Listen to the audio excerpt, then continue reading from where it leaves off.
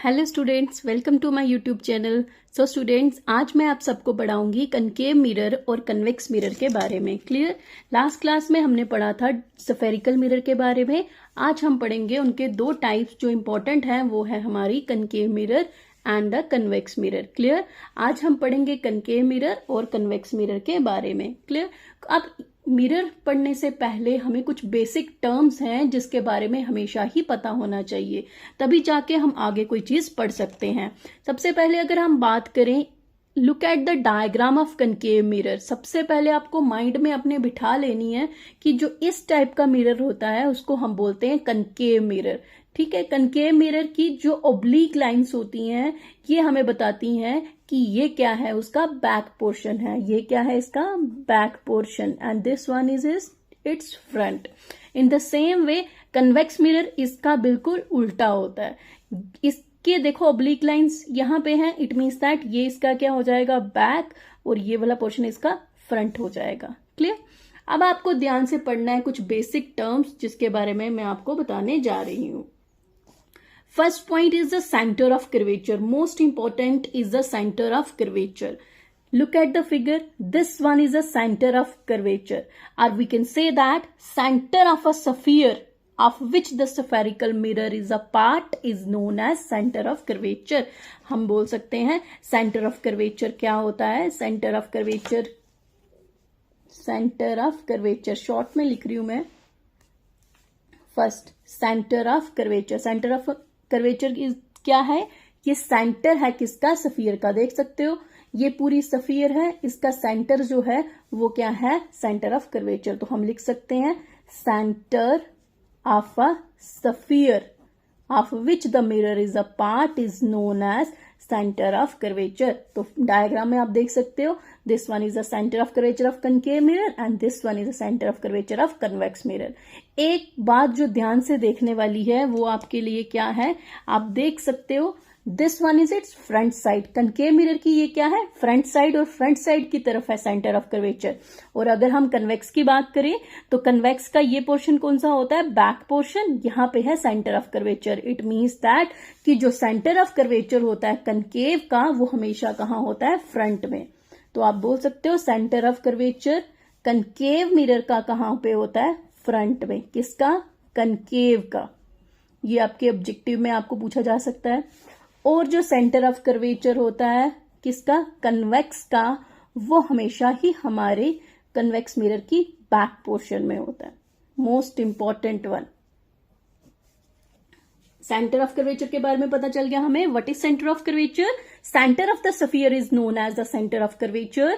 Centre of curvature of concave mirror is in front of the mirror and the center of curvature of convex mirror is on the back side of center of curvature।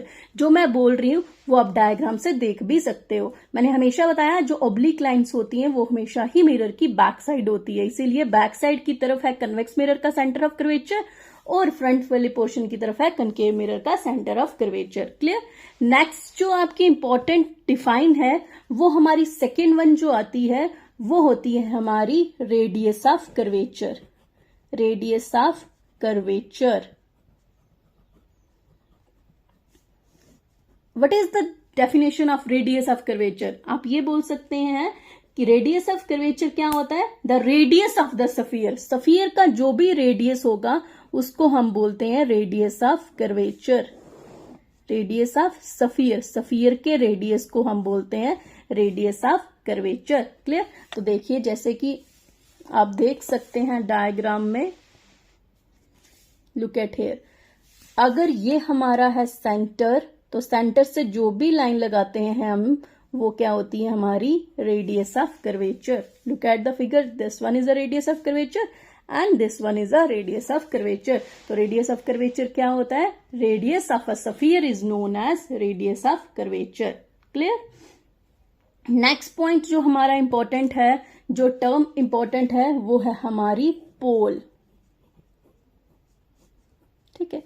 अगर हम diagram में देखें तो पोल क्या है, ये है हमारा पूरा कनकेव मिरर, इसके सेंटर को बोलते हैं pole. Look at this is whole is a convex mirror, इसके सेंटर को बोल दिया हमने पोल। तो centre of the spherical mirror is known as pole. Pole क्या है, center of spherical mirror. Center of spherical mirror is called pole. जो भी मिरर स्फेरिकल मिरर का सेंटर है उसको हम बोलते हैं पोल. देखो, कनकेव मिरर का पोल और कन्वेक्स मिरर का पोल. क्लियर? सबको पता चल गया? अब देखो, एक इंपॉर्टेंट बात आपको ध्यान रखनी है पोल के बारे में. क्या? कि जो भी पोल होता है स्फेरिकल मिरर का वो हमेशा उसकी सरफेस पे ही लाई करता है. Pole of spherical mirror always lies on its surface.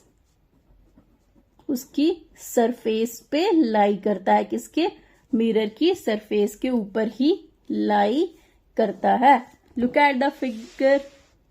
ये है सरफेस, सरफेस के ऊपर है pole. This one is a surface and surface के ऊपर है पोल. क्लियर? नेक्स्ट जो इंपॉर्टेंट वन है वो है हमारी principal axis. Fourth one, principal axis.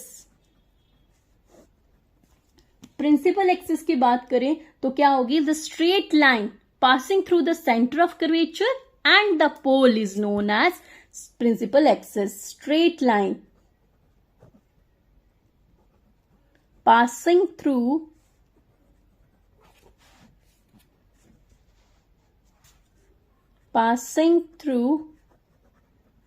center of curvature and pole is called principal axis. Look at the diagram. This one is a center of curvature, this one is a pole. A straight line एक आ रही है जो पास कर रही है centre of curvature और पोल से, उसको हम बोलते हैं principal axis. Look at here, this one is a pole, this one is a centre of curvature. एक लाइन आ रही है जो पास कर रही है सेंटर ऑफ कर्वेचर और पोल से, उसको हम बोलते हैं principal axis. Clear? Principal axis देखो हमेशा ही नॉर्मल होती है. किसके? Normal to the mirror at its pole. Normal मतलब 90 डिग्री परपेंडिकुलर. तो ये पॉइंट भी आपको ध्यान से पढ़ना है. लिख सकते हो आप कि जो भी प्रिंसिपल एक्सिस होते हैं, शॉर्ट फॉर्म में लिख रही हूं, principal axis is always normal. Normal means perpendicular. Short form में perpendicular to the mirror at the pole. At the pole. Pole में वो हमेशा ही क्या रहती है? परपेंडिकुलर. देख सकते हो आप, ये लाइन आ रही है, ये लाइन आ रही है और ये जो लाइन है ये हमेशा ही 90 डिग्री का एंगल बना रही है. मीन्स दैट कि it is a perpendicular to the mirror. Clear? Next जो हमारे इंपॉर्टेंट टर्म है वो है aperture of the mirror. Fifth one, aperture. Question arises, ma'am what is aperture of the mirror? तो आप ये बोल सकते हो, diameter of the reflecting surface of the mirror is known as aperture of the mirror. आप बोल सकते हो अपर्चर को diameter of the reflecting surface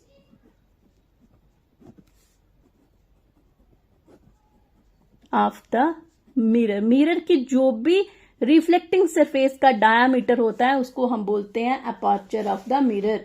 या फिर आप ये भी बोल सकते हो, it is that portion of the mirror from which the reflection of light actually take place. आप ये भी बोल सकते हो, it is that part of the mirror from which the reflection of light actually take place. Look at the figure.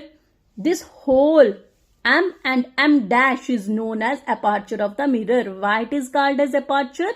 Because जितनी भी light आती हैं वो सारी की सारी इसी एरिया में इंसिडेंट होने के बाद रिफ्लेक्ट करती हैं. That's why this one is whole is called as aperture of the mirror. आप बोल सकते हो M and M dash is aperture of the mirror. अब या फिर ये क्या होता है? डायामीटर होता है किसका? Reflecting surface of the mirror का. क्लियर? और एक और पॉइंट, अपर्चर जो होता है मिरर का, it also represent the size of a mirror. जो अपर्चर है वो हमारे साइज ऑफ मिरर को भी इंडिकेट बताता है. It represent size of the mirror.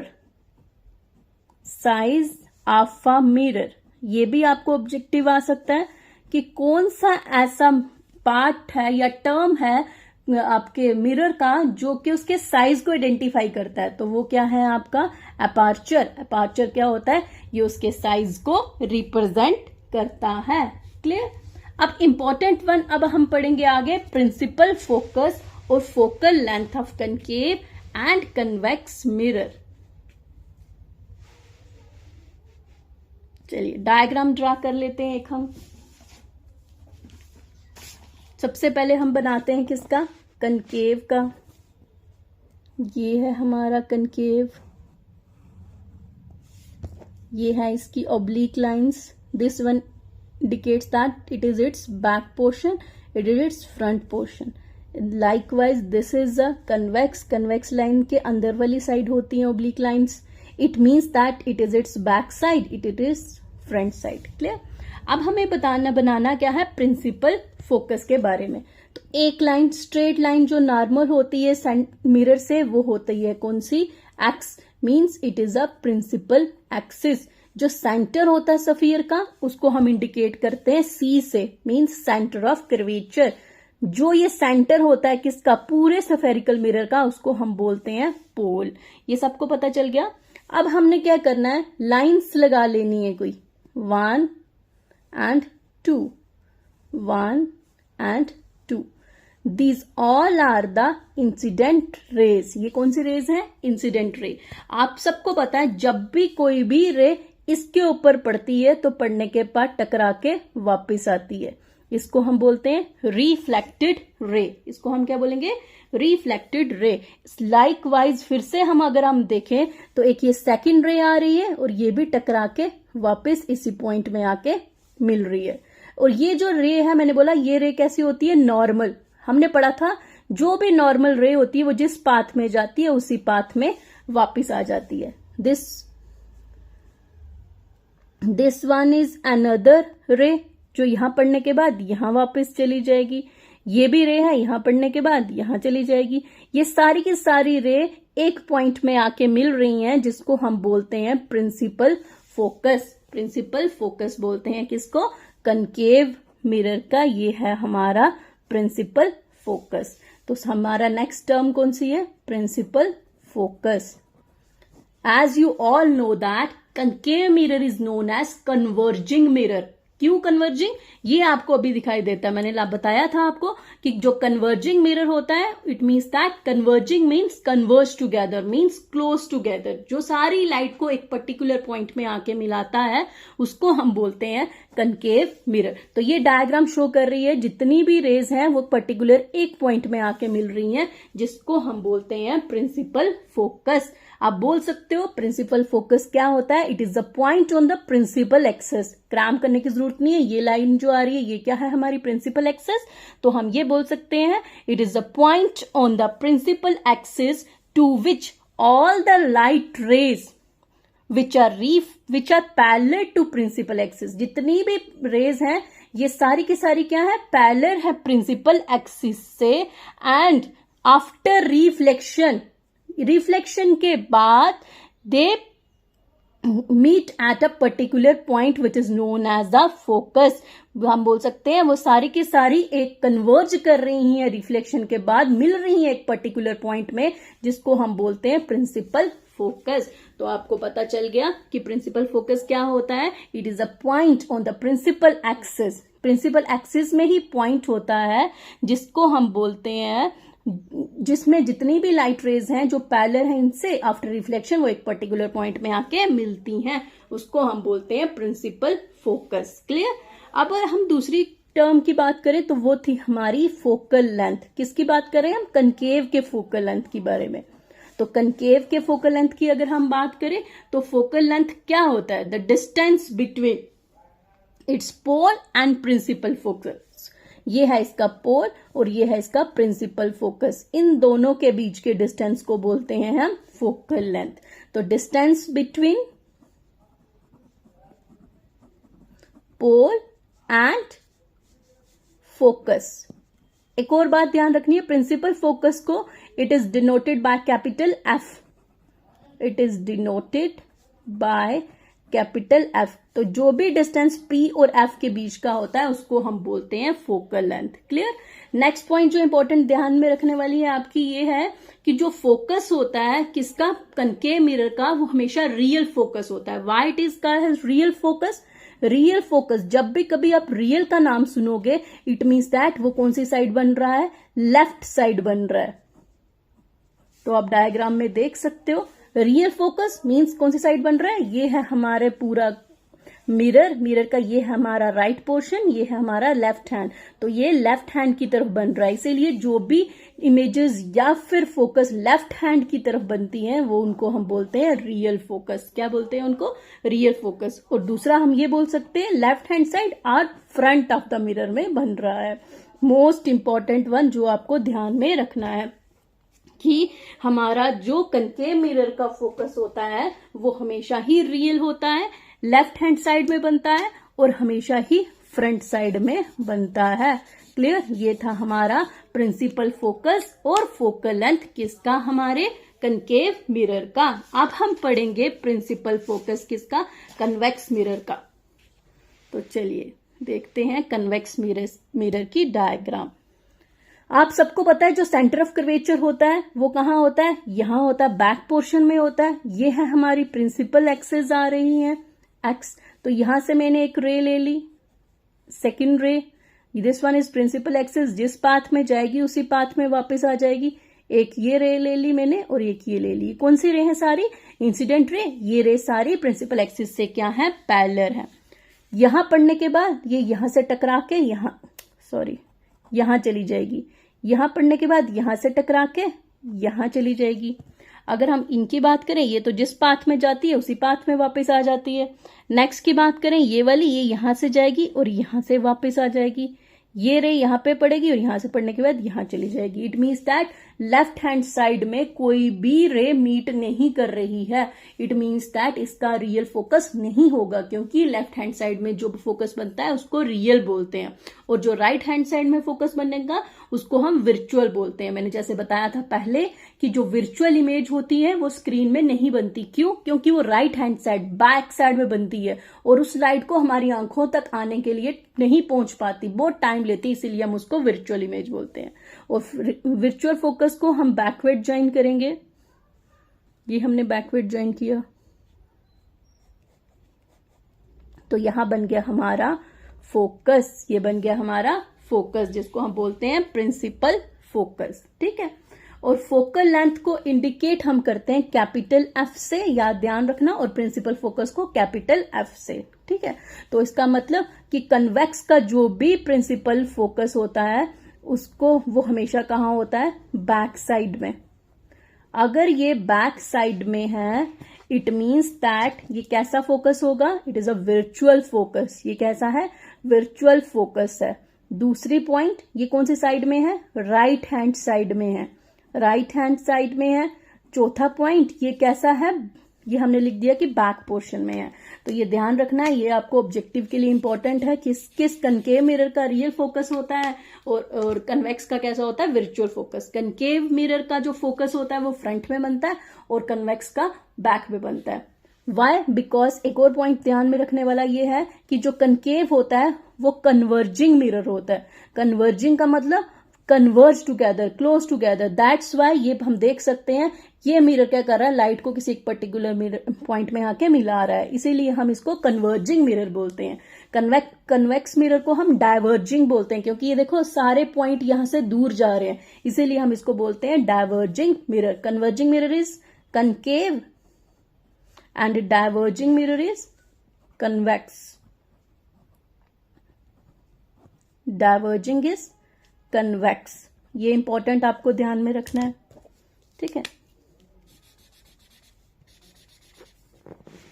ये देखिए, converging mirror is concave mirror and diverging mirror is convex mirror. Clear, यहां तक सबको पता चल गया। ये बहुत ही ज्यादा इंपॉर्टेंट है, जो आपके लिए बहुत ही काम आने वाली चीज है। अब एक छोटा सा रिलेशन जहां से आपको एक न्यूमेरिकल पक्का आता है वो होता है relation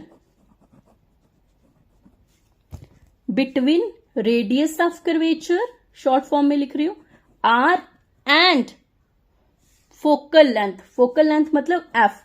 what is the relation between R and F, ये आपको पूछा जा रहा है कि what is the relation between capital R and small F. Capital R is the radius of curvature and small F is the focal length. तो आपको ध्यान में रखना है, जो फोकल लेंथ होती है स्फेरिकल मिरर की, it is always equal to half of the radius of curvature. तो आप लिख सकते हो focal length of the spherical mirror